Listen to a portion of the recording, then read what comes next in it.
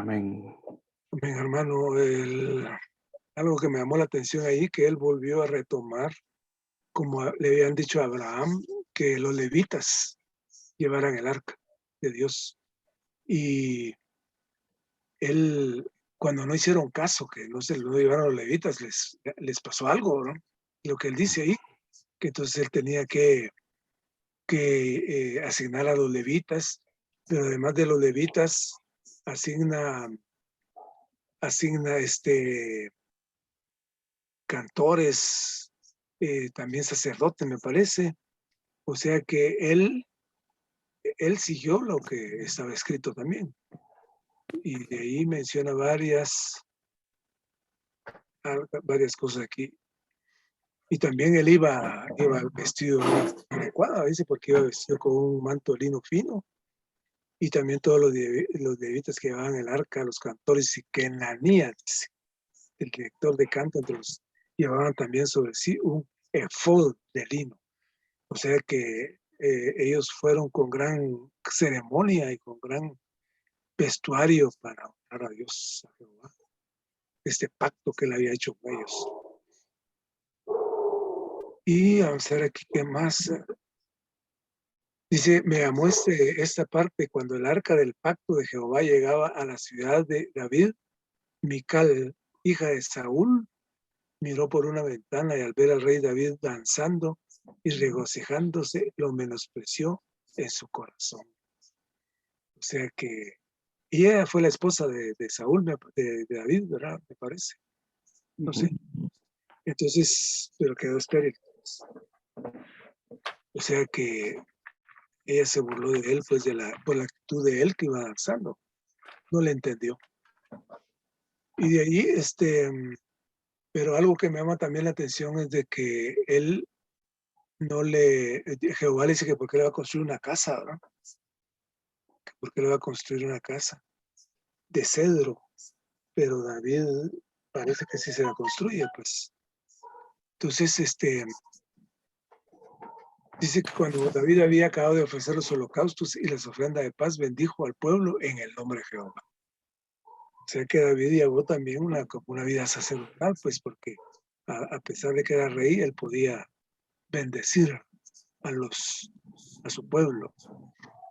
Algo aquí que me gustó también es que daban gracias a Jehová, invocando su nombre y daban a conocer entre los pueblos sus obras, dice. Le cantan cantales salmos, reflexionar sobre todas sus maravillas, gloriados en su santo nombre, regocijes el corazón de quienes buscan a Jehová. Esto es bonito, ¿verdad? Que regocijes el corazón de quienes buscan a Jehová. Y hoy esta palabra es para nosotros también. Nos regocijamos el corazón cuando buscamos a Jehová. Buscar a Jehová y su fuerza, buscar continuamente su rostro, recordar las maravillas que ha hecho, sus señales y los juicios de su boca. La verdad que esta palabra es para nosotros, porque debemos de regocijarnos por todo lo que ha hecho Él, por los juicios que ha tenido, por su que buscar continuamente su rostro y pedirle al Señor que nos oiga, escuche cuando oramos. Y debemos invocar todo el tiempo su nombre y darle a conocer a todos las obras que Él ha hecho. O sea que esto es muy, muy glorioso, pues, en cuanto a que ellos se regocijaban mucho y nosotros también nos regocijamos de tener un Dios tan portentoso, tan bueno, tan inmenso, inconmensurable. Y también fueron escogidos los hijos de Jacob, los escogidos, porque Él es Jehová nuestro Dios, dice, en toda la tierra están sus juicios, y recordar para siempre su pacto. O sea que el antiguo pacto, pero hoy tenemos nosotros el nuevo pacto, que este pacto ha venido a darnos vida eterna. Este pacto Él lo cumplió para que nosotros tuviéramos vida eterna. Y la verdad que debemos de regocijarnos de cuanto Él ha hecho por nosotros. Y dice que el pacto que hizo con Abraham y el juramento que hizo a Isaac, y lo confirmó como estatuto para Jacob, como pacto eterno para Israel. O sea que Israel tiene ese pacto eterno. y le dijo que le dará la tierra de Canaán, porción de vuestra herencia, porque Abraham se la ofreció, pero esta tierra era para Israel, para Jacob, Israel, y él cumplió, porque aún la tierra está para Israel. Hoy la tierra es de Israel y será la tierra de Israel hasta que venga el Señor en su juicio final. También él dice, no permitió que nadie los oprimiese, ciertamente por causa de ellos reprendió a reyes, diciendo, no toquéis a mis ungidos, ni hagáis daño a mis profetas. Porque el Señor dice, no le hagas daño a a los más pequeños. El Señor Jesucristo dijo, no, que no les hicieran daño a los más pequeños, porque si le hacen daño, pues él estaba ahí, pues la misma a sus ungidos. Y aquí es que se pide que cante a Jehová toda la tierra y que se proclame día tras día su salvación. O sea que esta salvación ha venido a nosotros. Por lo tanto, nosotros tenemos que cantarle a Jehová a toda la tierra y tenemos que proclamar esta salvación que ha venido a nosotros también.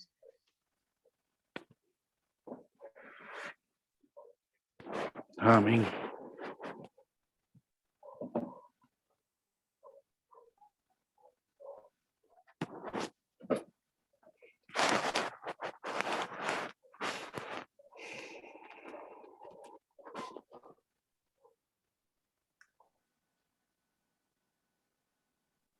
Amén, hermanos.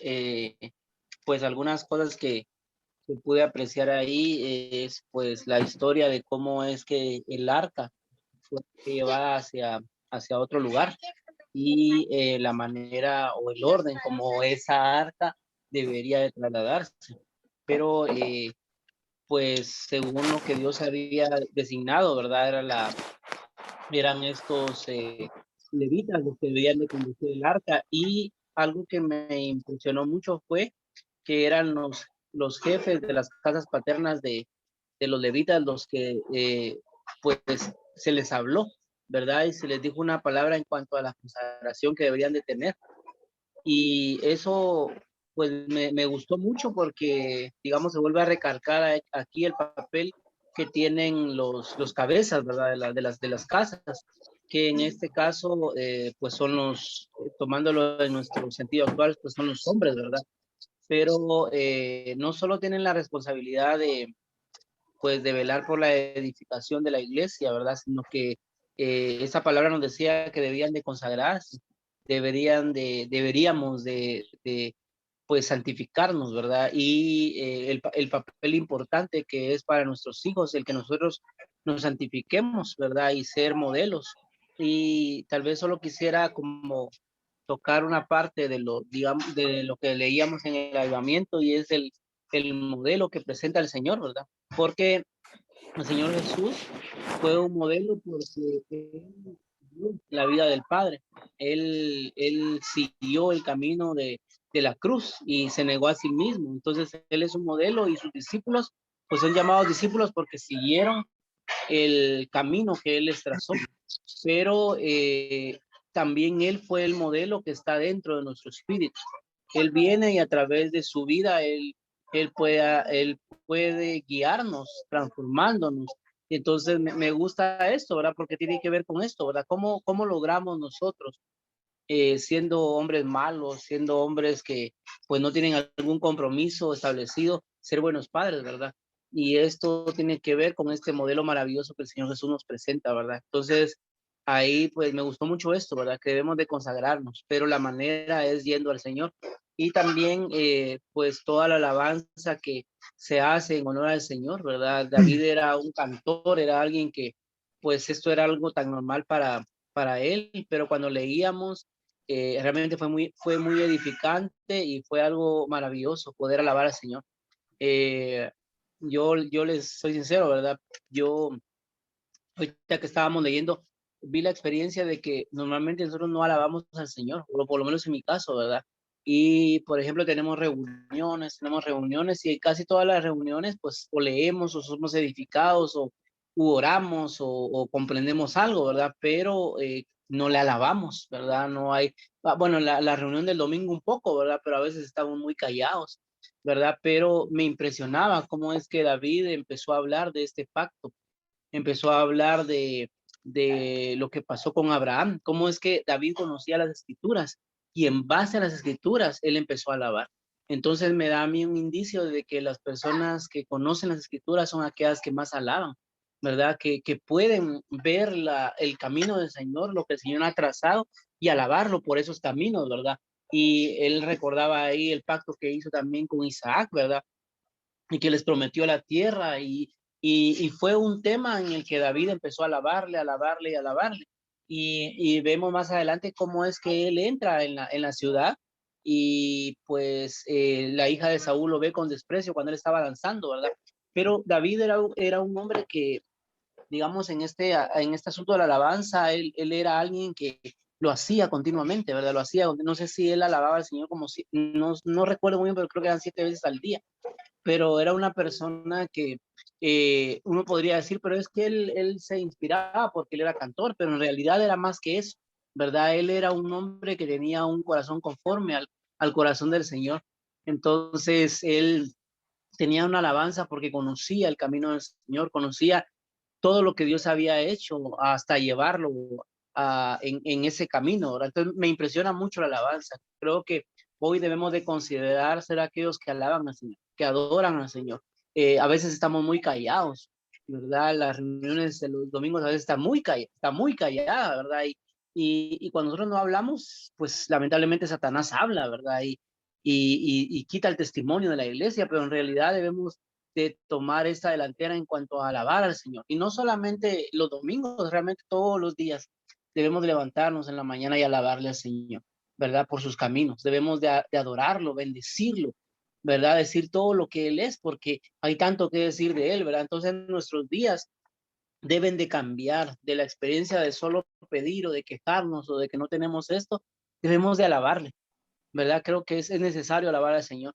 Y por último, pues mencionaba ahí algo que pues ya se sabe, ¿verdad? Que no me recuerdo quién fue el que le dio la palabra a David, pero le dice de que su descendencia, ¿verdad? O sus hijos van a construir esta casa para el Señor, ¿verdad? Y desde ahí creo que ya David sabía que no era él al que le correspondía la edificación de esta casa, ¿verdad? Pero le habla de esta edificación, de este tabernáculo, ¿verdad? Entonces, pues nos ha estado repitiendo a través de la palabra del fin de semana cómo es que el Señor de verdad anhela su casa, ¿verdad?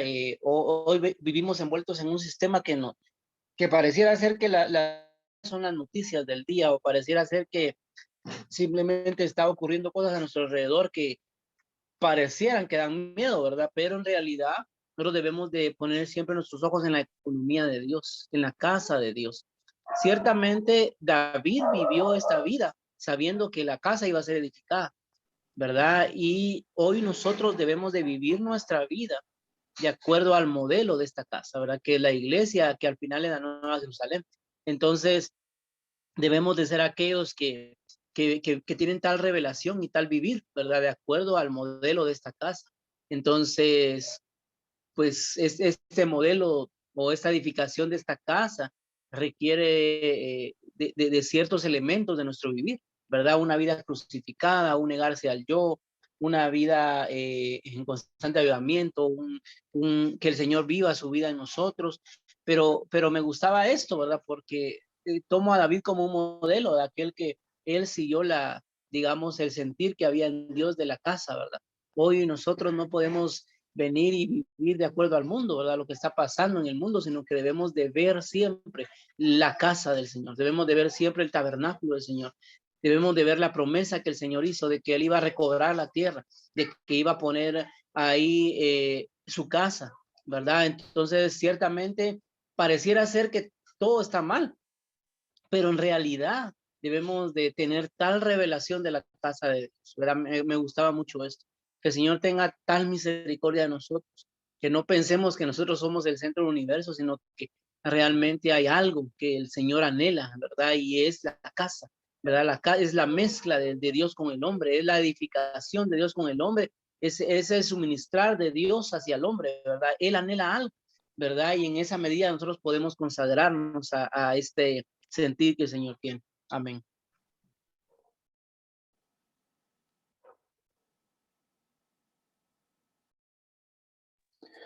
Amén. No sé si el hermano Mario o Dorita, bueno, Dorita entraste, pero hermano Mario, si quisiera compartirnos algo, quedan unos minutitos.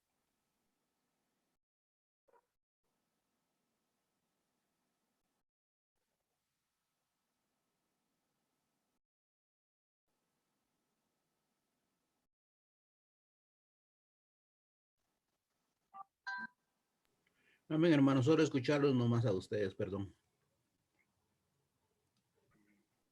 Amén, hermano. Amén. Pues excelente. Eh,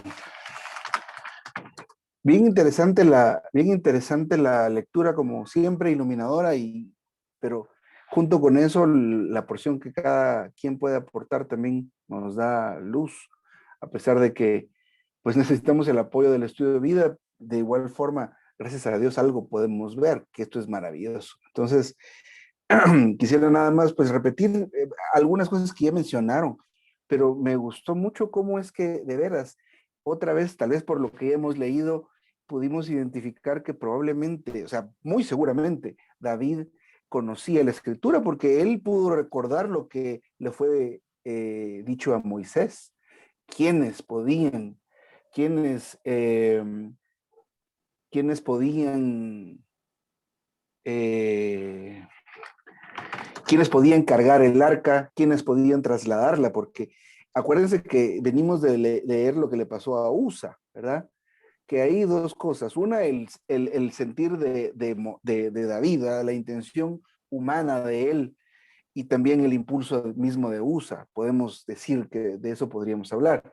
Y seguramente después del fracaso o temporal fracaso por la muerte de Usa y la pérdida de alguien, el arca se quedó ahí donde Obed Edom por un tiempo. Entonces, no puedo ver cuánto tiempo especialmente pasó de ese capítulo anterior a este, pero en todo ese tiempo pudo haber tal vez un tiempo de investigación, ¿verdad? De indagar qué era el asunto. Entonces vemos lo valioso que es eso, ¿verdad? Marvin mencionaba que David era una persona conforme al corazón de Dios y cómo se llama, eh, digamos, a pesar pues, los defectos que conocemos de David, ¿verdad? Por un lado era una persona muy sanguínea.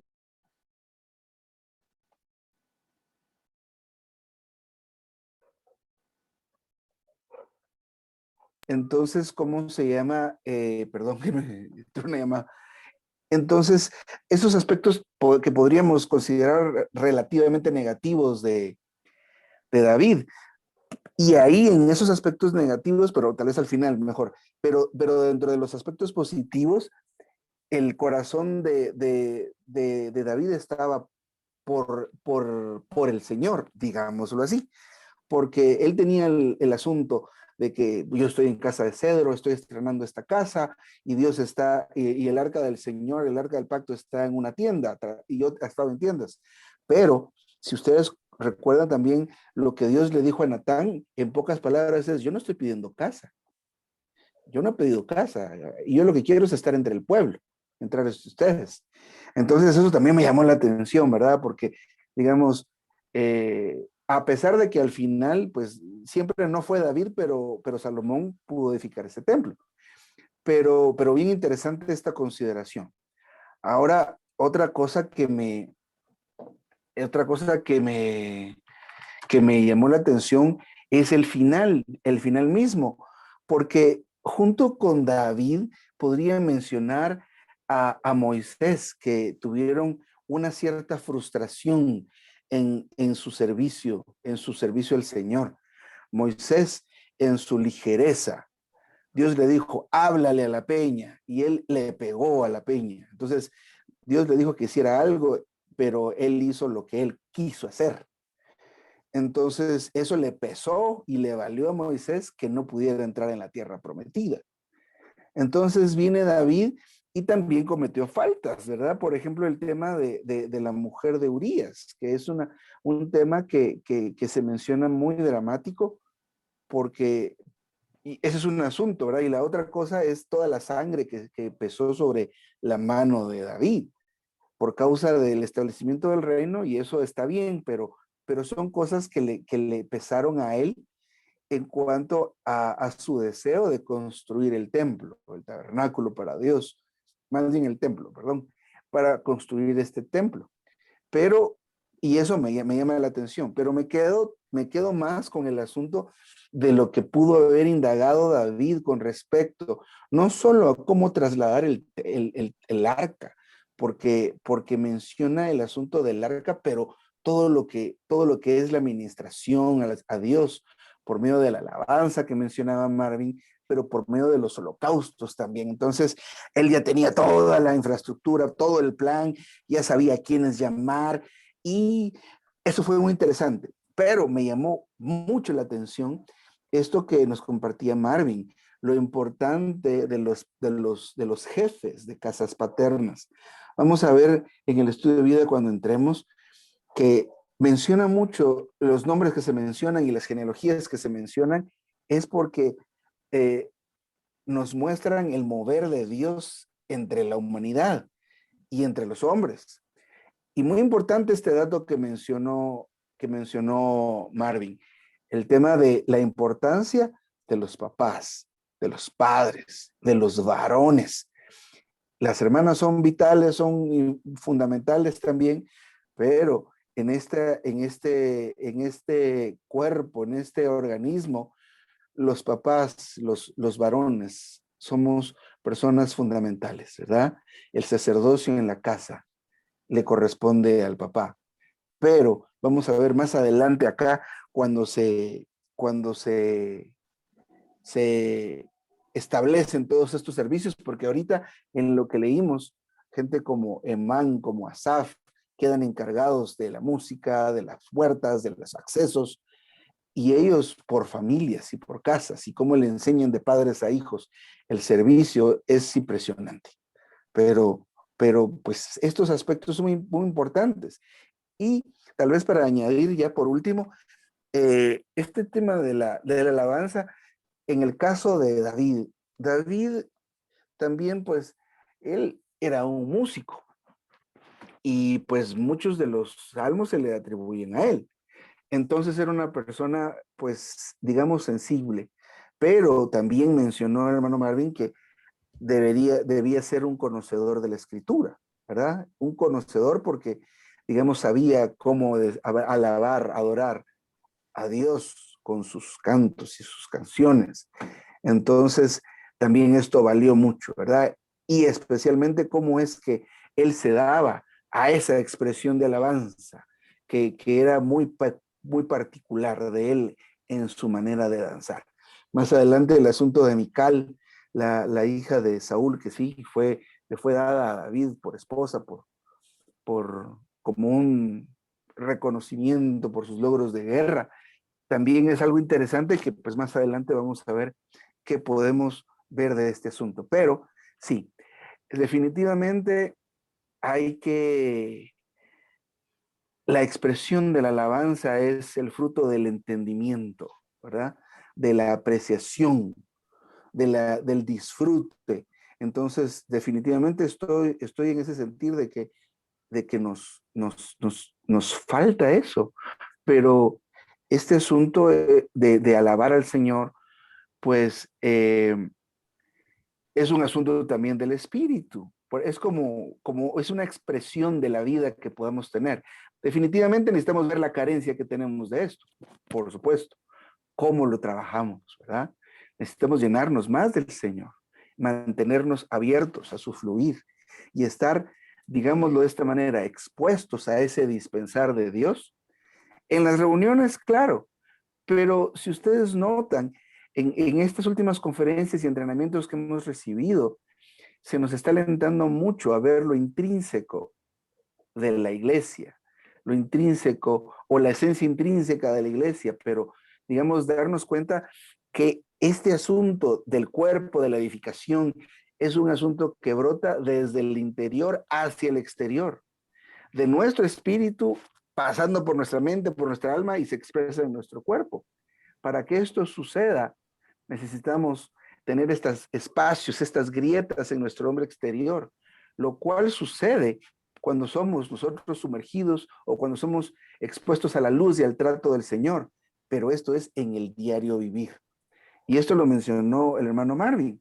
La reunión debe ser y sería como el lugar donde se manifiesta todo lo que yo experimento en mi persona y con mi familia. Entonces es donde tenemos el área que hay que trabajar mucho, ¿verdad? Digamos, no es como caer y decir, bueno, vamos a tener un tiempo de himnos, un tiempo de esto, un tiempo de lo otro, como lo pudimos hacer hace muchos años, ¿verdad? Cuando no conocíamos la verdad como tal vez conocemos un poco ahora. Pero sí que la manera de esto, de lograr tener este resultado que se quiere, que es esa expresión de alabanza, de gozo, de adorar y de expresar a Dios y de alabarlo como Él se lo merece, debe ser como el producto de algo, ¿verdad? El producto de, de mi tocar al Señor en la mañana, de invocar al Señor durante el día, que esta vida interna, interior, esté fluyendo constantemente y brote y que me esté llenando tanto que vaya a brotar esto. Es como la predicación del Evangelio. Si nosotros organizamos una predicación del Evangelio, estamos haciendo lo que David hizo, ¿verdad? Algo que es bueno, pero lo está haciendo de afuera para afuera, ¿ah? Como de, pareciera que es algo muy bueno, muy positivo, pero fíjense que, ¿dónde fue que leímos esto o escuchamos esto? Que la fuente de lo que hagamos tiene que ser el Padre. ¿Eso qué significa? Que cualquier acción, palabra, cosa, pensamiento que digamos tiene que venir de donde está el Padre. Y eso es en nuestro espíritu. Entonces, sí, tenemos esta carencia y esto nos habla de algo en lo que debemos laborar para perder esa carencia, para llenar ese espacio que hace falta, esos silencios donde no habla Dios y habla el enemigo. No, eso es algo muy preocupante, pero ¿cómo lo vamos a lograr? Llenándonos, especialmente en los tiempos del diario vivir, donde no estamos reunidos, ¿verdad? Ahí, ¿verdad? Solos, con nuestra familia, ¿verdad? En esos tiempos, para que cada vez que vengamos a la reunión, digamos, como el salmista, yo me alegré con los que me decían, a la casa de Jehová iremos. Y esto va a ser espontáneo, no va a ser porque me diga el hermano fulanito, ¿verdad? Usted, fulano, quiera a sutano, eso no sucede así, ahora lo hemos aprendido y hay que aplicarlo, que ese es el asunto, ¿verdad?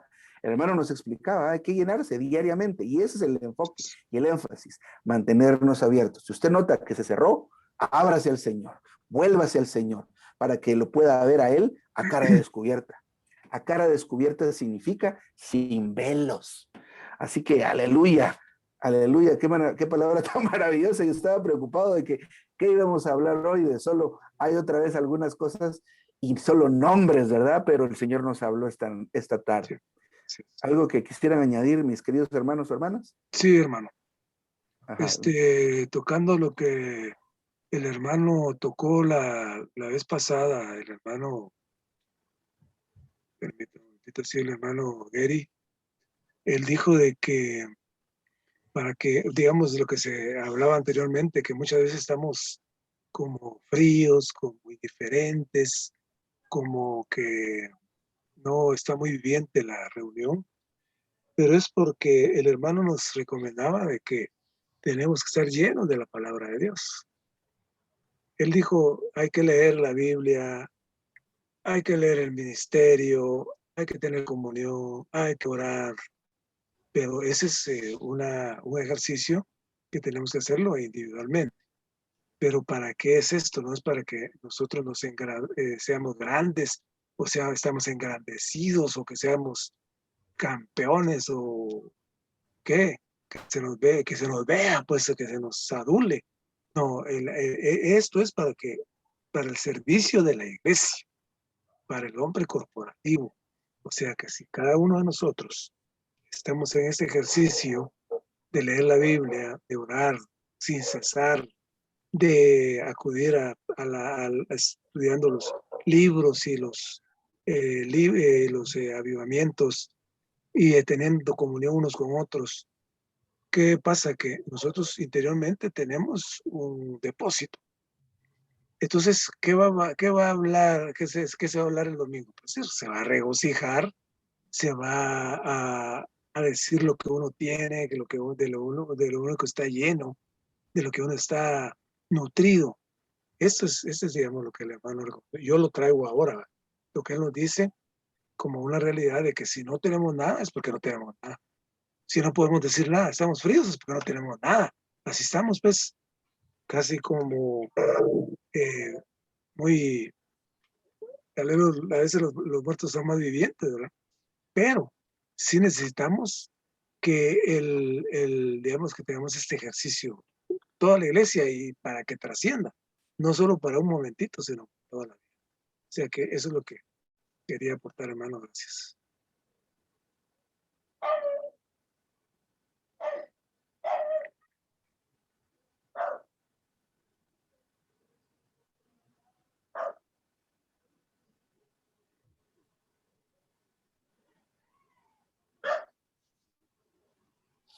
Ya no me encontraba. Es que estoy hablando desde el teléfono y viendo desde acá. Vamos a detener aquí.